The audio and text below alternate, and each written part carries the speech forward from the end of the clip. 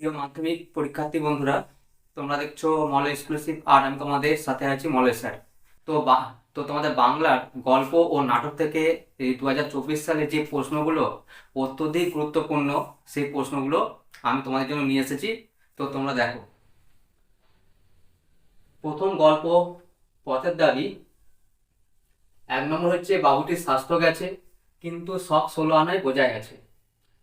বাবুটি কে, তার স্বাস্থ্য ও সাজসজ্জার পরিচয় দাও। এটা গেল তোমাদের 1 নম্বর প্রশ্ন। দ্বিতীয় নম্বর, পথের দাবি অবলম্বনে অপূর্ব চরিত্র বিশ্লেষণ করো। আর 3 নম্বর, কিন্তু এই জানোয়ারটাকে করবার দরকার নেই বড়বাবু। জানোয়ারটাকে বলতে কাকে ইঙ্গিত করা হয়েছে, তাকে ওয়াচ করার দরকার নেই কেন। পথের দাবি থেকে তোমাদের 5 নম্বরের জন্য এই 3টে প্রশ্ন খুবই গুরুত্বপূর্ণ। তোমরা ভালো করে এই 3টে প্রশ্ন প্র্যাকটিস করবে। এরপরে আসছি অদল বদল থেকে। 1 নম্বর, ও আমাকে শিখিয়েছে খাঁটি জিনিস কাকে বলে। কে কাকে শিখিয়েছে, খাঁটি জিনিস বলতে কি বোঝানো হয়েছে তা নিজের ভাষায় লেখো। আর 2 নম্বর যে প্রশ্নটা আমি তোমাদের জন্য রেখেছি, অদল বদল গল্পে বন্ধুত্ব সম্প্রীতির যে ছবি ফুটে উঠেছে তা আলোচনা করো। এই অদল বদল থেকে এই দুটো কোশ্চেন তোমরা যদি করতে পারো, তো আশা রাখি পরীক্ষায় একটি 5 নম্বর তোমরা কমন পাবেই পাবে।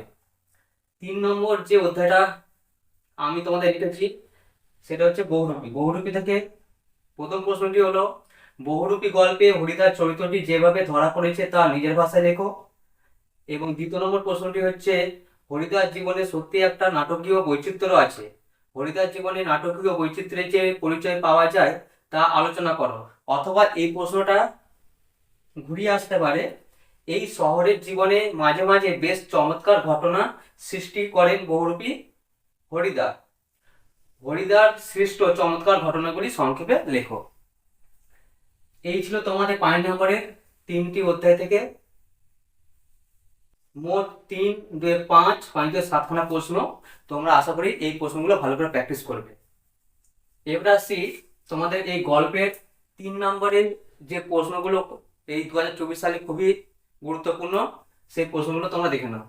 তো প্রথমে পথের দাবি থেকে 3 নম্বরের যে প্রশ্নগুলো আছে। 1 নম্বর, আমি ভীরু কিন্তু তাই বলে অবিচারের দণ্ড ভোগ করার অপমান আমাকে কম বাজে না। এই কোটেশন দিয়ে যা যা প্রশ্ন আসবে তোমরা সেগুলো সেই মধ্যে রেডি করবে। 2 নম্বর কোটেশনের মধ্যে আছে প্রশ্ন, যাকে খুঁজছেন সে যে এ নয়। আর 3 নম্বর, চিঠি পকেটেই ছিল। 4 নম্বর, বুড়ো মানুষের কথাটা শোনো।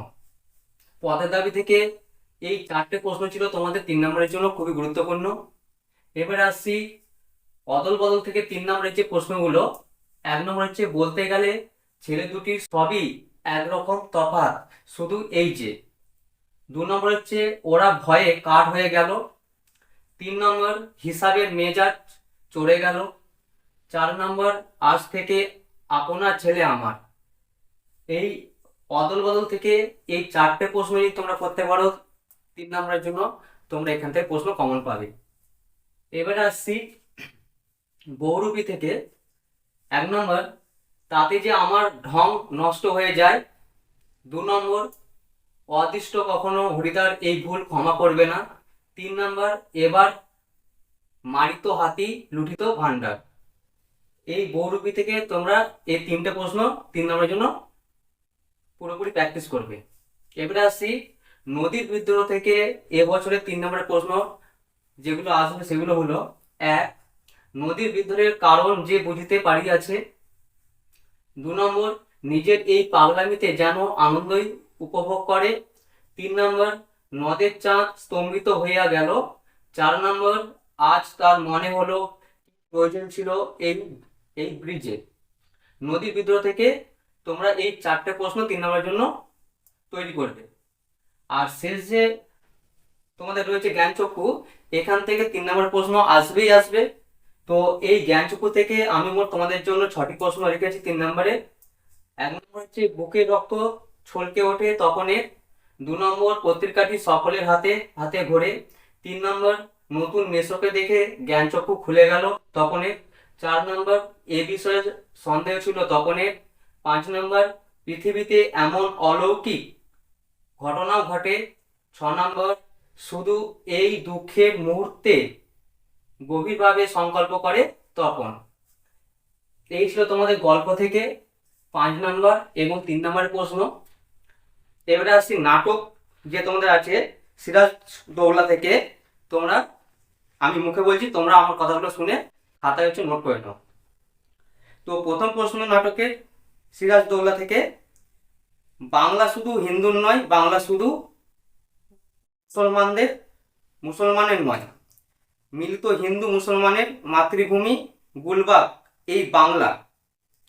কাদের উদ্দেশ্য করে এ কথা বলা হয়েছে? এই বক্তব্যের মধ্য দিয়ে বক্তার কি চারিত্রিক বৈশিষ্ট্য প্রতিফলিত হয়েছে? 1 নম্বর প্রশ্ন। 2 নম্বর, সিরাজের চরিত্রটি আলোচনা করো। 3 নম্বর, আমার এই অক্ষমতার জন্য তোমরা আমাকে ক্ষমা করো। কে কেন এই মন্তব্য করেছেন? যাকে উদ্দেশ্য করে এ কথা বলা হয়েছে তার মধ্যে এই তার মধ্যে এই মন্তব্যের কি প্রতিক্রিয়া ঘটেছিল তা আলোচনা করো।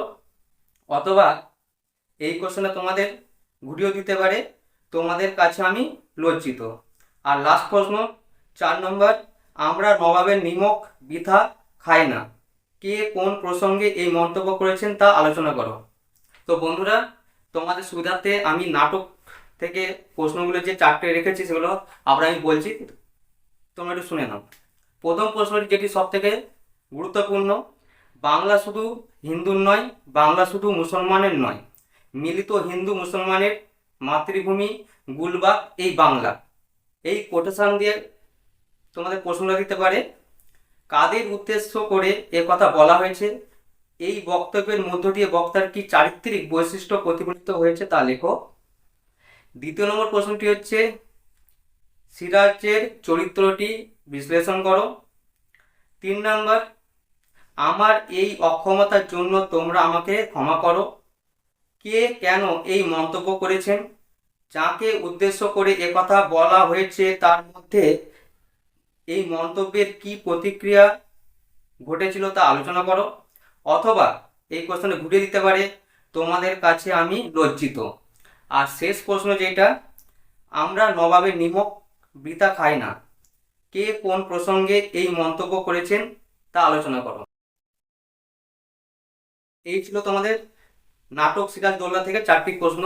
তো এই 4টি প্রশ্ন যদি তোমরা প্র্যাকটিস করতে পারো, তো আশা রাখছি তোমাদের ফাইনাল পরীক্ষা তোমরা এখান থেকে প্রশ্ন একটা কমন পাবে। তো বন্ধুরা, আমার ভিডিওটি যদি তোমাদের ভালো লেগে থাকে তাহলে তোমরা অবশ্যই আমার চ্যানেলটিকে সাবস্ক্রাইব করবে এবং তার সাথে লাইক ও তোমাদের বন্ধু বান্ধবদের মধ্যে এই ভিডিওটি শেয়ার করবে। আর আমি এর আগে তোমাদের জন্য ইতিহাস এবং ভূগোলের সাজেশন দিয়ে দিয়েছি। যারা পাওনি তারা আমার এই ভিডিও লিস্টে যাও, যে ইতিহাস এবং ভূগোলের সাজেশনগুলো দেখো। আশা করি তোমরা ওই সাজেশনগুলো যদি প্র্যাকটিস করো, খুবই খুবই তোমরা ওই সাজেশন থেকে যদি পড়ো ঠিক উপকৃত হবে। তো আমি যে প্রশ্নগুলো দিয়েছি তোমরা একটু দেখে নাও।